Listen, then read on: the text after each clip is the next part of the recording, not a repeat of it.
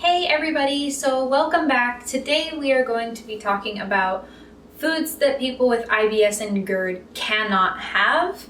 The main reason I want to go over this topic is because I'm going to be sharing a lot of my recipes with you guys, and I want you guys to know what won't be in them and if they're going to trigger your symptoms ahead of time.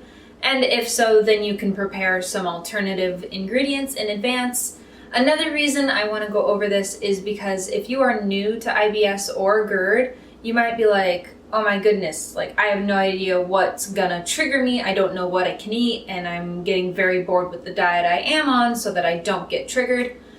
I was a lot like that in the beginning. I had no idea what I could and couldn't eat, so I stuck to like chicken noodle soup and bread. So it was very, very boring.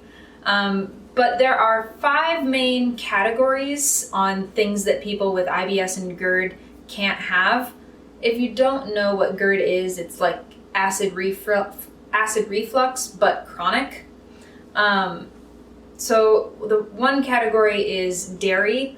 Dairy is bad for both IBS and GERD. People with GERD, if you don't have IBS, you may be able to handle skim milk, but I prefer almond milk. Another thing I wanted to mention real quick is I don't plan on editing this video at all. I plan on just having a nice little conversation with you guys and uploading it. I do want to do some videos like this where I just chat and I don't have to put a lot of work into the behind the scenes. So if I mess up a little bit, please just bear with me. My brain's a little whew today. You know how it goes. But the second category is spicy food. Spicy food is bad for both IBS and GERD. It can trigger your symptoms in both areas, so those are best to stay away from. Personally, I never really liked spicy food, so that wasn't a really hard thing for me to give up. Another category is gluten. So gluten may or may not trigger your symptoms. This is more on the IBS side of things.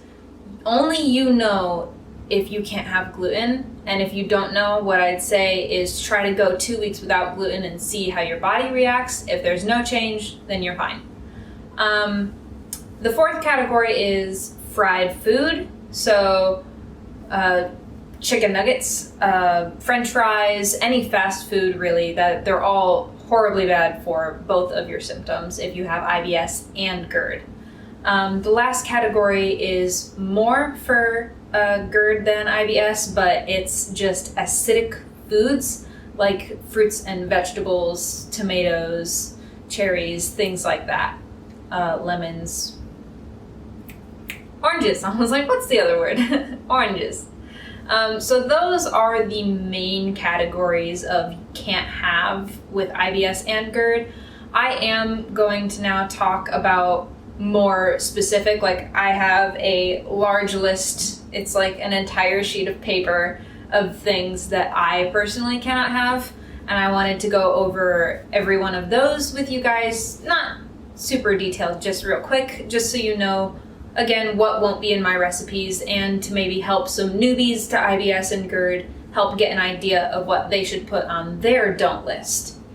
So obviously I mentioned dairy, so milk, cheese, butter, everything like that, cream cheese, sour cream, ranch. I recently actually made a homemade ranch recipe because personally I freaking love ranch. Carrots are just a boat for my ranch. So what's the point in carrots if I can't have ranch? And so I've been really struggling with that, so I ended up making a recipe that I will be sharing with you guys that is dairy-free, vegan, you know, all the good stuff for your shenanigans. French fries, chips. I have found out I personally am not gluten-free. I will give gluten-free substitutes in my recipes, but I am not gluten-free. I might need to be, but I haven't quite figured it out yet. But at the moment, I am not gluten-free. And I have found that eating baked, like the Lay's baked, I can handle those kind of chips in small quantities. So if you're like, man, I need my chips in my life, then try those if you're not gluten-free. Ice cream. Whew, I miss ice cream.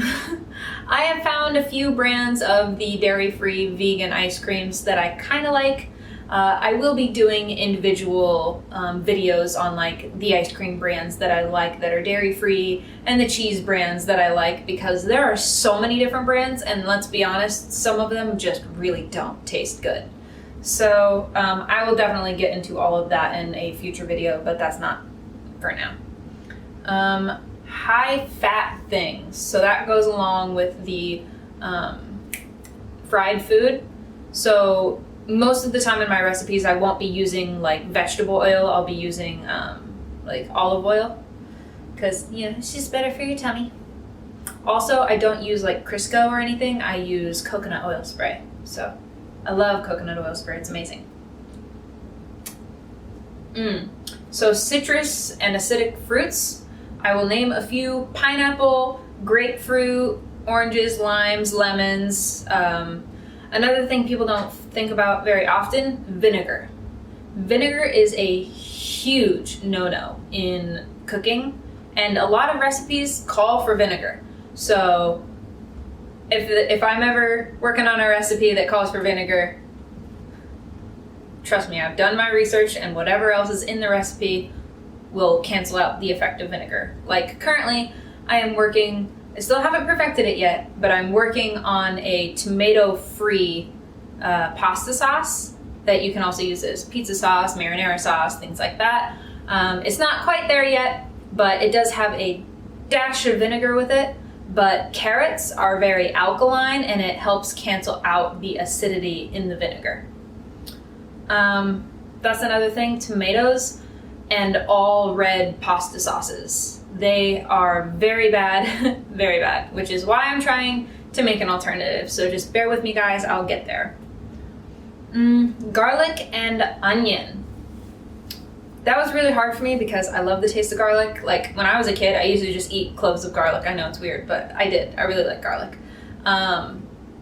But no garlic for us. I'm so sorry. That also makes it really hard for us to have pre-made food, which is another thing you shouldn't have, is pre-made or processed food, because the thing about processed food is it's called processed for a reason, so your gut doesn't have to do as much work to break it down, which can cause more acid problems and more digestive problems because your body's providing what you need to break it down, but it's already kind of been broken down for you, if that makes sense. So try to stay away from processed and pre-made foods. I am going to be doing a few videos on freezing your own food and cooking in advance and things like that, because I'm very, very lazy, and sometimes my symptoms flare and I get very fatigued and I don't want to cook and I don't want to do anything, and I'll end up eating less because I'm too tired or too lazy to cook. So I definitely have a few helpful hints for you guys coming in the future on making your own food in advance or making your own packaged food. A few other things next into the drinks, like tea. You can't have caffeine normally with digestive issues. If you can handle caffeine, you're good. But I won't be using any coffee, alcohol, anything like that. Or carbonated beverages. The bubbles are bad for the acidity in your stomach. Ooh, this one was really, really hard for me. Hold on one second. Chocolate. No chocolate. You can try dark chocolate, but most chocolate will disrupt your digestive system. And the milk can be bad for you as well. Quick few more things is mint. Mint can be really good for IBS symptoms, but very bad for GERD symptoms. So just kind of know your body there. And the last thing is pain relievers. Not all pain relievers, but things like ibuprofen, Tylenol, Excedrin. There's a category for them called like NSAIDs or something. I'll put it right here. I know I said I wasn't going to edit it, but I'll tag that so you guys know what I'm talking about, because I can't think of the abbreviation right now. But those can cause a lot of issues with your stomach lining, especially if you already have acid problems. So that is the big list of all the shenanigans I can't have, and hopefully it helped you make your own list or know what I won't be putting in my recipes in the future. But yeah, that's it for today, guys. So I hope you like just this little unedited thing If you want to see some of the recipes I've already done, head over to my Instagram at so.chronic. I'll put it in the description below. And I'll see you guys next time. Bye!